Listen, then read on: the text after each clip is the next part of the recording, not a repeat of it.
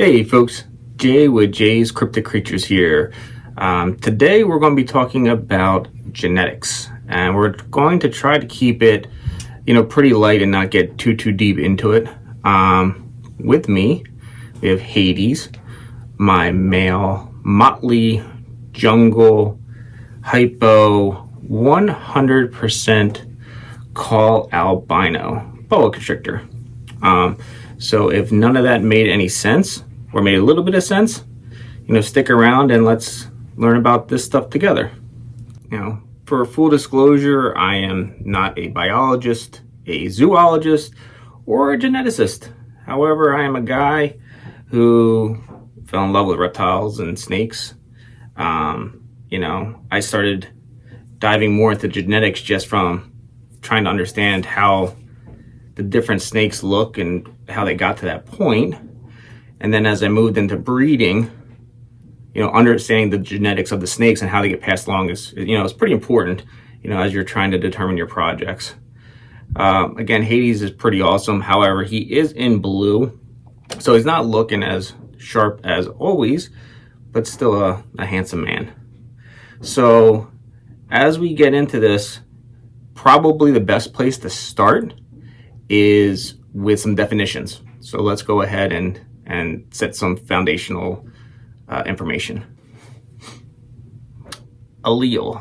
An allele is one, two, or more alternate forms of a gene that arise via mutation that appear on the same part of a chromosome.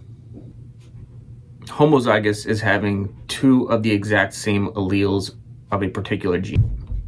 Heterozygous is having two different alleles of the same gene.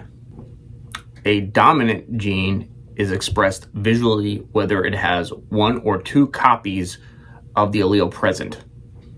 An incomplete dominant gene will still be expressed visually like a dominant gene. However, if there is two copies of that gene present, you will see a change in the visual expression, typically referred to as a super form. Sometimes this can be slightly intensifying the original appearance. Sometimes it can change the appearance altogether. A recessive gene needs two copies to be visual. If it only has one copy, it will be masked by the dominant gene and only be a carrier. So with the definitions out the way, let's go through some examples.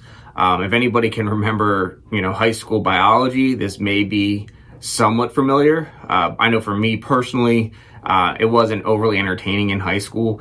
However, getting into the snake genetics and seeing how the breeding works and how the genes get passed along, it becomes way more interesting. So let's give some examples here.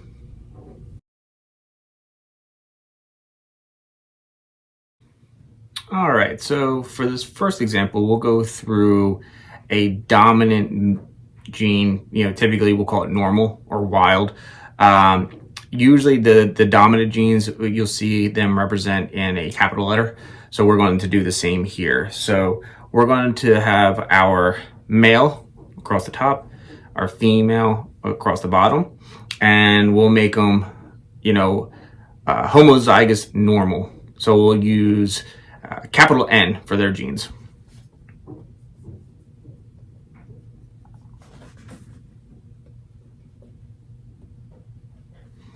So capital N, capital N's. And when the pairing happens, the male gives one copy, the female gives one copy, and that creates the full genetic makeup. So in our first example here, we'll do the male giving one, female giving one, and you'll end up with NN. So normal, normal, both dominant. So you're going to have a visually dominant baby. And we do that through the rest of the squares. So dad will give an N, mom will give an N, N, N, N, N.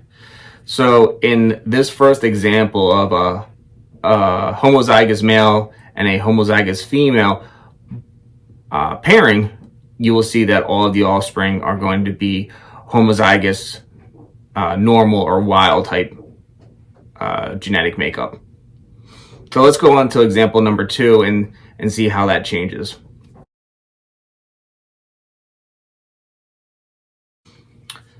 Okay, so for example number 2, what we're going to do is a recessive pairing. So we're going to choose albinism. So the albino gene is a pretty common recessive gene. And in this circumstance, we're going to say that the male and female are both visual. So going back to our definitions, we know that you need 2 copies of a recessive gene to become visual. So in this pairing, what we're going to do is use a lowercase a for albino, and usually lowercase denotes recessive. So the male is going to have a little a and a little a. The female is going to have a little a and a little a, like so. So again, we'll do our first block here. So the male is going to give 1 copy and the female is going to give another copy. So you're going to end up with a. So that baby will be a visual albino. And if we do that with the rest of the blocks, you'll see A, and A. So if you have a visual male albino and a visual female albino, all of their offspring are going to be visual albinos. So first example, second example, moderately straightforward. Let's start getting into some other examples that get a little bit more complex.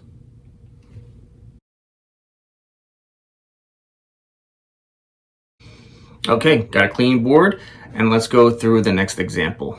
In this one, we're going to combine the first and second example. We're going to say that our male is normal and our female is a visual albino. So, get rid of the cap. In this case, right, the male is big N, and the female is going to be little a and little a to represent the visual albino. So now we go, copy and copy. So we see that the male gives a big N, the female gives a little a, the male gives a big N and a little a, the male gives a big N and a little a, and again a big N and a little a. So as we go through this example, you see that the new makeup for the babies are going to have a big N as the dominant gene and a little a. So going back again to our definitions, we know that you need 2 copies of the albino gene or recessive gene to become visual. So when we do this pairing, we say that all of the babies are visually wild or normal, and all of them are heterozygous for the albino gene. So it will not be represented, but they're a carrier. So remembering this, we're going to go on to example 4, and see what happens when we start pairing het albino animals.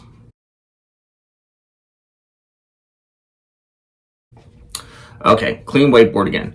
So let's remember that our babies that we just had were het albino, and that was the big N, little a.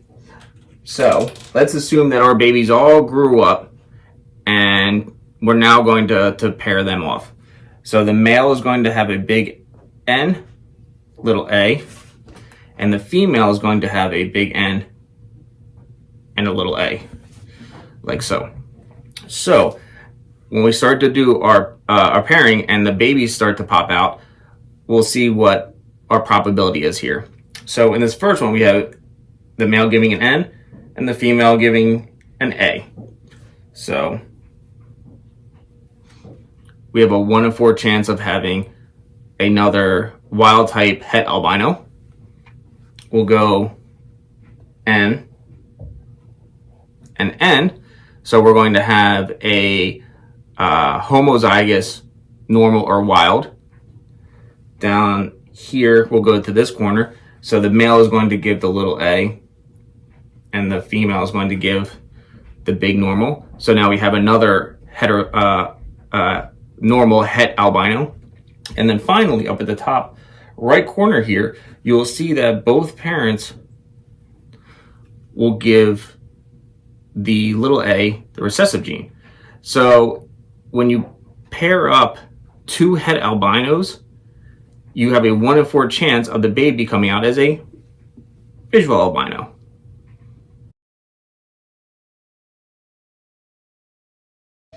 All right, so now we got the clean whiteboard, and this is the last example that we're going to run through. We're going to do a visual albino male and a het albino female. So we're going to go little a on the male, and then big N, little a on the female, and then we'll just quickly run through the pairings, or the pairing probabilities. So we got A, NA, and NA. So you have a 50% chance to get a visual albino baby when you pair a visual albino male or female to a het albino. Okay, so we're going to bring out a new co-star. So this is Medusa, my male albino hypo jungle boa. So as we discussed previously, he has the visual expression of the albino gene. So he has 2 copies of the albino present in his genetic makeup. So I plan on mating Medusa to my het albino female. So, you know, we have hopefully a 50% chance to get visually albino babies from him in the coming years. Again, you know, unfortunately, he is also in shed, so he's not looking as bright and colorful as normal, but he's an absolute darling. Such a great snake. So the examples of genetics that we went through today are you know, fairly straightforward for the most part. It becomes significantly more complex as you begin stacking genes on top of genes and having, you know, 2 or 3 hets of genes packed into an animal, and then her partner has the same. You know, it can get pretty overwhelming pretty quickly. Thankfully, there is calculators that are readily available. Morph Market has a really great genetics calculator that is, you know, pretty simple to use, and it gives you pretty clear indications of not only you know, dominant, recessive, het, but it also talks and brings in probability into the mix as well. So super duper helpful. The link to that calculator I'll include in the description below. Kind of fun to play around with, you know, whether you're a breeder or not. It's kind of cool to dive in to see how genetics really work. Okay, last co-star switch for this video. This is Dagon, my male hypo Burmese python. So again, with most things, you know, please do your research. Not just one video, not just 2 videos, not just one article. You know, scour. You know, there's a difference between good and bad ways to get your information. I'll add some links below. Clint's Reptiles does a good explanation. Reach Out Reptiles does a great explanation on dwarf, super dwarf, reticulated pythons, because right, these genetic makeups not only change the pattern of a snake, change the color of the snake, it can determine, you know, general length as well. None more important than when you start to deal with dwarf and super dwarf retics. But as always, you know, thank you for watching. You know, let's learn more about snakes and spiders and other cryptic creatures together. Say bye, Dagon.